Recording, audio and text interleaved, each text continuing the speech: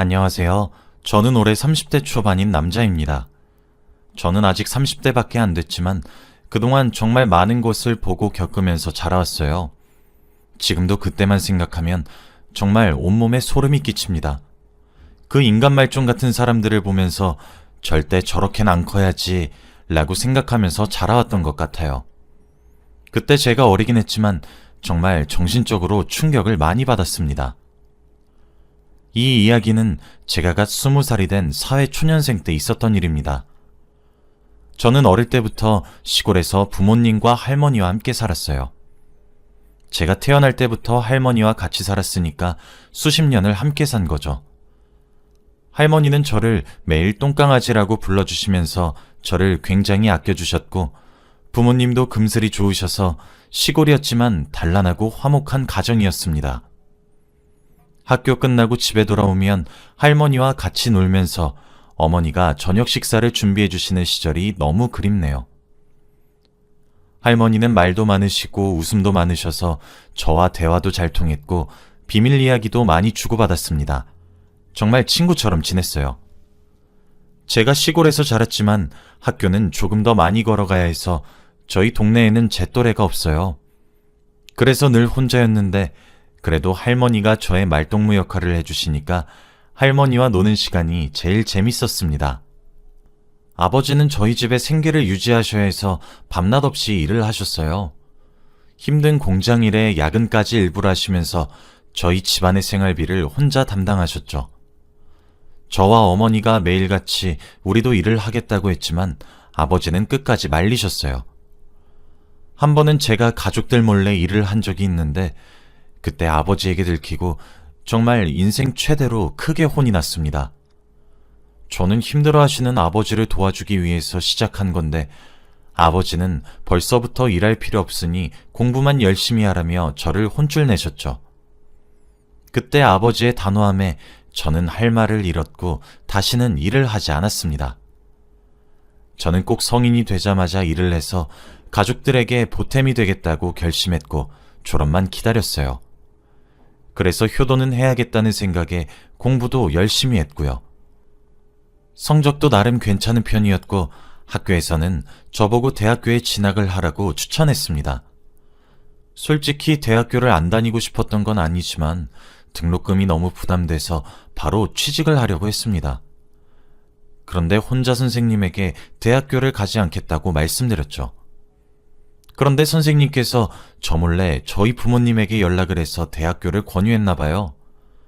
제가 너무 아까운 인재라 학교를 다니는 게 좋다고 하면서 말입니다.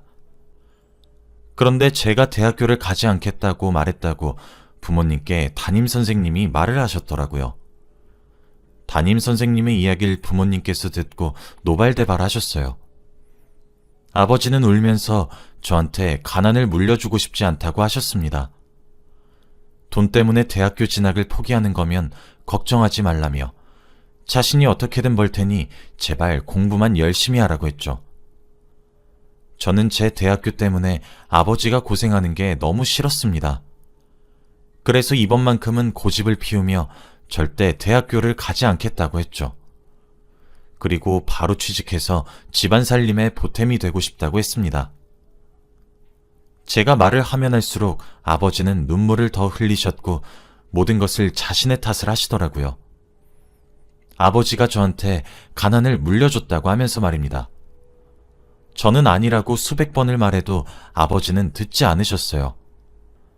아버지는 그날부터 저를 대학교에 보내겠다며 투잡을 뛰셨습니다. 잠을 하루에 2~3시간씩 자면서 일을 하셨고 몸을 사리지 않으셨어요. 그런데 그게 문제가 된 건지 아버지가 일하시는 공장에서 그만 사고가 나고 말았습니다. 아버지가 잠에 취해서 일을 하시다가 그만 공장 기계에 몸을 다치시고 말았거든요. 저와 어머니 그리고 할머니는 급히 응급실로 가서 아버지를 보았지만 그때는 이미 늦었습니다. 아버지는 이미 눈을 감고 계셨고 온몸이 차가우셨죠. 어머니와 할머니는 오열하며 우셨고 저는 도저히 이 상황이 믿기지 않았고 현실인지 꿈인지 파악이 되지 않았습니다. 아버지의 몸은 얼음장처럼 차가웠고 눈을 뜨고 저희를 바라보지 못했죠. 시간이 지날수록 저는 죄책감에서 헤어나오지 못했습니다. 제 대학 등록금만 아니었다면 아버지가 투잡을 하실 필요도 없었을 테니까요. 정말 아버지에게 너무 죄송했고 혼자 몰래 눈물을 삼켰습니다. 저는 한순간에 집안의 가장이 되었고 할머니와 어머니를 먹여 살려야 했어요. 그리고 아버지의 장례식장에서 상주를 보고 있는데 친척분들이 오셨습니다. 바로 작은 아버지와 고모였어요. 작은 아버지와 고모는 서울에서 일을 하고 계셔서 저희 집에 오시지 않았습니다. 저희가 시골에서 할머니를 보살펴드리고 있을 때는 한 번도 오신 적이 없었기에 아버지 장례식장에서 정말 오랜만에 얼굴을 뵌 거였죠. 당연히 자신의 형, 오빠가 세상을 떠났으니 펑펑 울며 슬퍼할 줄 알았어요. 그런데 이게 무슨 일인지 작은 아버지와 고모는 오히려 눈물 한 방울 흘리지 않았습니다. 그리고 절이 끝나자마자 어머니에게 가서 아버지의 사망보험금에 관련해 이야기를 하더라고요. 정말 충격적이었어요. 어떻게 자기 가족이 죽었는데 저렇게 태평할 수 있나요? 할머니도 옆에서 보면서 자식 잘못 낳았다고 신세한탄을 하고 계셨습니다. 그리고 3일 내내 있던 것도 아니고 잠깐 몇 시간 있다가 어머니와 이야기를 하신 후 바로 돌아가셨어요. 정말 남보다 못한 사이였습니다. 어머니는 표정이 안 좋아지시면서 상주 자리로 오시더라고요. 그러면서 할머니에게 어머니, 남편 사망보험금을 3분의 1로 나누자고 하는데요? 라고 하는 겁니다. 작은 아버지와 고모는 어머니에게 반협박식으로 사망보험금을 나누자고 했대요. 어머니가 거절을 하니 더 무섭게 대했다고 합니다. 할머니와 저는 그 말을 듣고 동시에 말문이 턱 막혔고 할머니는 어머니의 손을 잡고선 애미야, 내가 자식 교육을 잘못 시켰다. 어떻게 자기들 형제 목숨값을 나눠 가진다고 하는지. 아휴, 내가 나중에 꼭 갚으마 라고 하셨죠. 작은 아버지와 고모를 보니 정말 한숨만 나왔습니다. 그렇게 아버지의 사망보험금을 작은 아버지와 고모 그리고 어머니 이렇게 3명이서 나눠 가졌어요. 어머니는 남편의 목숨값이라며 한 푼도 쓰지 않고 저금해 두셨습니다. 함부로 쓸 수 없다고 하면서 말이죠. 그렇게 한 반년을 살았던 것 같아요. 그동안 아버지 없이 저희 집은 저와 어머니가 열심히 일을 해서 겨우겨우 먹고 살고 있었습니다. 중간중간 파산 위기가 올 때마다 아버지의 사망보험금이 눈에 아른거렸지만 그래도 절대 그 돈을 쓸 수 없었어요. 차라리 굶는 한이 있더라도 그 돈은 꼭 모아두겠다고 저희 가족은 다짐했습니다. 그런데 저와 어머니가 일을 해서 그런지 할머니에게 옛날보다 조금 소홀해졌어요. 할머니가 집에 혼자 계시다 보니 상태가 많이 안 좋아지셨습니다. 바로 치매에 걸리시고 말았거든요. 저희가 집에 잘 없다 보니 할머니가 치매에 걸리신 줄은 꿈에도 몰랐고 이렇게 상태가 심각해진지도 몰랐습니다. 이미 저와 어머니가 눈치채고 병원에 갔을 때는 의사 선생님께서 왜 이제야 왔냐며 혼을 내실 정도였죠. 할머니는 깜빡깜빡 수준이 아니라 아예 저희를 기억하지 못하셨습니다. 그리고 집을 매일같이 난장판으로 만들어 놓으셨죠. 대소변도 당연히 못 가리셨고 벽에 똥칠을 하셨습니다. 어머니는 어쩔 수 없이 하던 일을 그만두셔야 했고 집에서 할머니를 보살폈죠. 할머니가 치매시니까 요양원에 보내는 게 낫다고 저와 어머니는 생각했어요. 그런데 작은 아버지와 고모는 아무도 비용을 안 댄다고 하는 겁니다. 그리고 할머니의 치매 소식을 알고 나서도 집에 한 번도 오신 적이 없으세요. 저와 어머니는 너무 당황스럽고 힘들어서 제발 요양원에 보내자고 간곡히 부탁도 했습니다. 그런데 작은 아버지와 고모가 어머니에게 조건을 걸었더라고요. 할머니를 모시면서 사는 조건으로 저희가 살고 있는 이 집을 준다고 했습니다. 이 집은 할머니 명의로 되어 있는데 어머니 명의로 바꿔주겠다고 하더라고요. 대신 할머니가 돌아가시면 말입니다. 솔직히 저희 어머니가 바보도 아니고 이미 사망보험금도 속는 셈 치고 나눠서 줬는데 이건 조금 아니다 싶어서 지금 당장 명의를 어머니 명의로 바꿔달라고 했대요. 그런데 오히려 그들은 적반하장으로 나오면서 왜요? 집 받고 나서 저희 엄마 버리고 도망가게요? 라고 했다는 겁니다. 어떻게 그런 막말을 할 수 있죠? 솔직히 자식인 그 사람들보다 며느리인 저희 엄마가 더 자식 노릇을 많이 한 것 같아요. 작은 아버지와 고모는 어머니한테 생활비 한 푼도 안 주십니다. 그래서 지금까지 모아둔 거 조금씩 빼서 쓰거나 제가 벌어온 돈으로 겨우 먹고 살죠. 그런데 그들은 서울에서 한강이 보이는 집에서 살면서 아주 럭셔리하게 살아요. 어떻게 사람들이 그렇게 매정할 수 있나요? 저는 솔직히 지금까지 제가 많이 참아왔다고 생각했습니다. 작은 아버지와 고모가 저희 어머니한테 막대하고 자기 어머니를 살뜰히 모시지 않는 게 너무 화가 났거든요. 그런데 이때까지 한마디도 하지 않고 참았었습니다.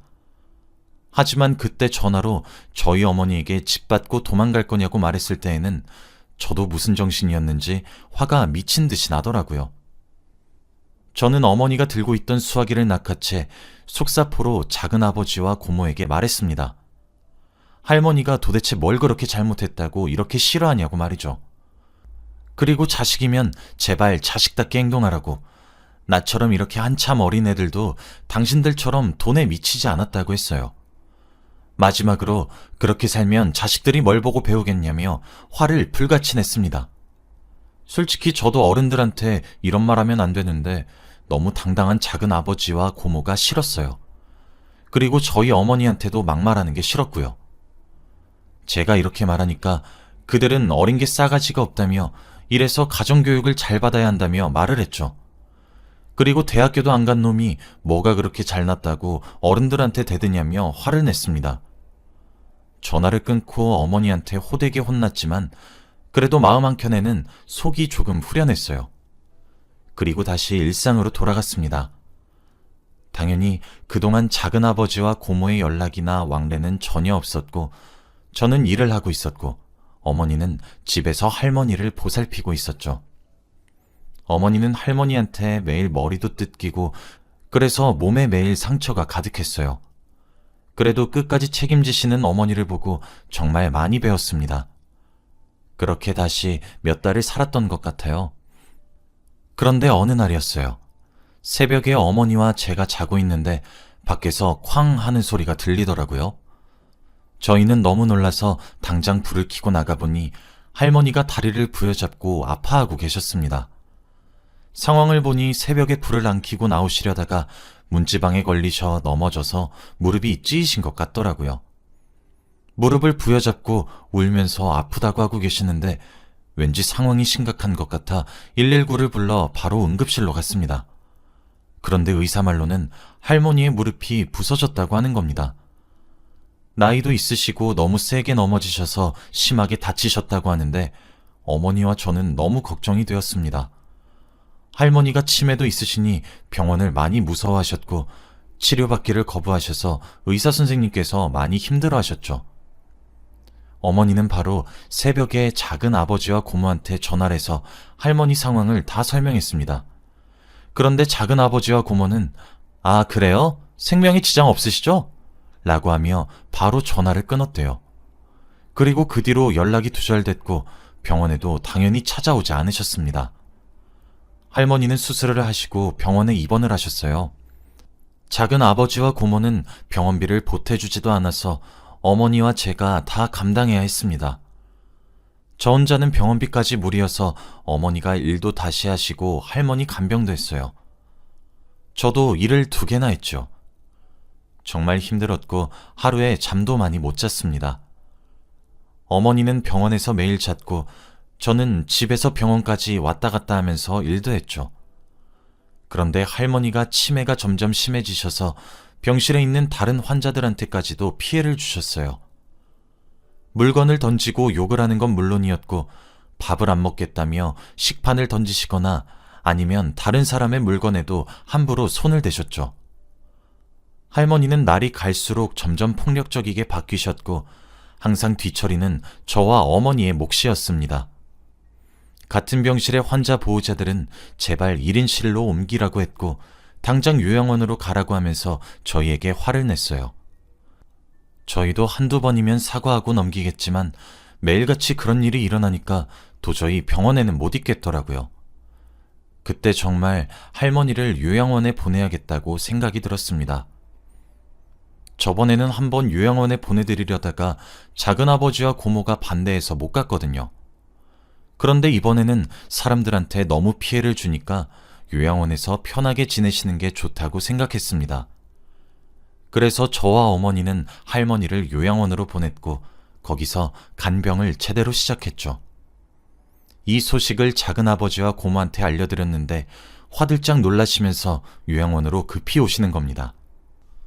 병실에는 저와 어머니만 있었는데 고모와 작은아버지는 잠깐 할머니와 할 얘기가 있다며 자리를 비켜달라고 하더군요. 솔직히 자식 얼굴도 기억 못하는 어머니와 무슨 이야기를 할 수 있는지 이해가 안 되긴 했지만 그래도 자리를 비켜주었습니다. 저희는 병실 밖에 서서 기다렸죠.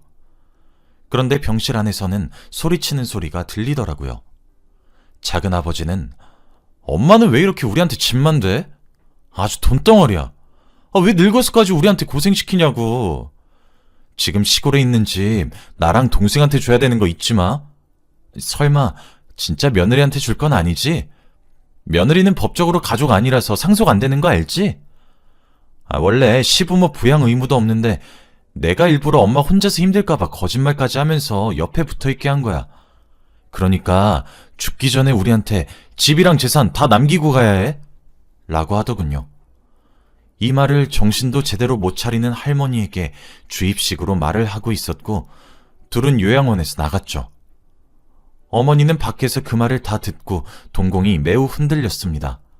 그리고 주먹을 꾹 움켜쥐더라고요. 저희 어머니에게 할머니만 보살펴주면 집 주겠다고 말을 해놓고는 그게 다 거짓말이었다뇨. 어머니는 집을 못 받는 것보다는 그 사람들이 어머니를 만만하게 보고 이용했다는 거에 더 화가 난 것 같습니다. 저는 태어나서 어머니가 화난 모습을 그때 처음 봤어요. 정말 무서웠고 어떠한 말도 꺼내면 안 될 것 같더라고요. 작은아버지와 고모가 그렇게 할머니가 돌아가시길 원하니까 저와 어머니는 오히려 만수무강하시면 좋겠다는 생각이 들더라고요. 그래서 정말 예전보다 더 열심히 보살펴드렸습니다. 요양원에 거의 살다시피 하면서 말이죠. 할머니는 정말 괜찮아지는 듯 보였습니다. 원래 저와 어머니를 전혀 알아보지 못했는데 어느 날 갑자기 문득 알아보시더라고요. 그런데 그날 새벽이었고 다들 주무시는 시간에 갑자기 할머니가 깨어나셔서 어머니의 손을 붙잡고 이야기를 하셨습니다. 정말 오랜만에 보는 할머니의 눈빛이었어요. 제대로 정신이 돌아오셔서 치매 걸리기 전에 할머니 모습과 똑같았죠. 그런데 새벽에 할머니는 어머니의 손을 잡고 옛날 이야기를 하셨습니다. 들으면 들을수록 어머니와 저는 눈물밖에 나지 않았어요. 사실은 우리 둘째랑 셋째가 나를 왜 저렇게 싫어하냐면 바로 첫째 때문이요. 첫째가 아버지 돌아가시고 우리 집 다 먹여 살렸거든. 학교도 관두고 하루 종일 일만 하면서 자기 동생들이랑 엄마 먹여 살리겠다고 죽어라 돈만 벌었어. 내가 너무 미안해서 조금씩 더 챙겨준 게 둘째랑 셋째는 질투가 났나 봐. 그래서 아직도 자기네들은 주워온 자식인 줄 알아. 첫째만 친자식이고 첫째가 나를 유달리 닮았고 둘째 셋째가 지아빨 닮았는데 태어나고 보니까 아버지가 없으니 못 믿지. 그래서 이렇게까지 나를 미워하고 내가 얼른 죽길 바라는 거여. 다 내 탓이여. 저는 한 번도 들어보지 못했던 아버지에 대한 이야기를 듣게 되었어요. 정말 아버지는 평생 돈만 버시면서 살았던 겁니다. 어렸을 땐 동생들 먹여 살리겠다고 하고 결혼하고 아이를 낳으니 또 학비를 벌려고 일하고 오랜만에 아버지 생각이 나서 정말 펑펑 울었습니다. 그런데 할머니는 이 말을 내뱉으시곤 바로 주무셨습니다. 그리고 그날 해가 뜨는 아침 새벽에 주무시다가 돌아가셨어요. 돌아가시기 전에 기억이 잠깐 돌아오셔서 이야기를 하시고 편안히 주무시면서 돌아가신 것 같아요. 그래도 잠깐이나마 잊고 있었던 예전의 할머니 모습을 마지막으로 뵈서 너무 좋았어요. 그렇게 할머니의 장례식을 지냈는데 작은 아버지와 고모는 오히려 행복해 보였습니다. 장례식장에 온 자기 지인들이랑 하하호호 떠들면서 술만 먹고 있었고 고모는 취해서 춤도 췄습니다. 상주는 저와 어머니만 지켰죠. 그 광경을 보는데 정말 어처구니가 없더라고요. 그래놓고 매일 밤마다 부조금이 얼마나 모였는지 확인하고 둘이서 어떻게 나눌지 회의를 하는데 정말 역겨웠습니다. 그런데 할머니가 돌아가시기 전에 매일 입버릇처럼 하시는 말씀이 있었어요. 제발 자신이 죽고 나서 화장을 하지 말아달라고 했죠. 불이 너무 무섭다고 하면서 그게 자신의 마지막 소원이라고 했습니다. 당연히 저희 모두 다 그렇게 하겠다고 했죠. 그런데 갑자기 작은아버지와 고모는 태도를 바꾸면서 화장을 한다고 하는 겁니다. 저와 어머니는 그게 무슨 소리냐고 불같이 화를 내면서 어머니가 살아생전에 화장하지 말라고 했던 거 기억 안 나냐며 노발대발했더니 두 사람의 대답은 가관이었습니다. 아니, 화장 안 하면 매번 명절마다 찾아가서 절도 해야 되고 매일 벌 초대해야 하고 신경 쓸 게 한둘이 아닌데 그거 누가 다 감당하게요? 저희는 그런 거 못하니까 그냥 깔끔하게 태우고 뿌려드려요. 그리고 형수도 참 보면 사람이 순수해요. 엄마가 그렇게 하랬다고 정말 그렇게 할 생각이었어요? 어머니와 저는 그 말을 듣고 화가 미친 듯이 났습니다. 어머니는 두 사람에게 화를 불같이 냈어요. 제가 산소 다 관리할 테니까 당신들은 신경 끄세요. 어떻게 자식 도리를 끝까지 못하세요? 그냥 명절 때도 절대 찾아오지 마시고 어머니 절대 찾아오지 마세요. 저랑 아들만 어머니 챙길게요. 그냥 두 분이서 잘 먹고 잘 사시고 다신 연락하지 마세요. 이제 그만 가시고 나머진 저희가 알아서 할게요. 어머닌 처음으로 그 사람들에게 이렇게 또박또박 말씀하셨고 그들은 당황을 하면서 화가 난다는 식으로 말을 한 뒤 장례식장을 나갔습니다.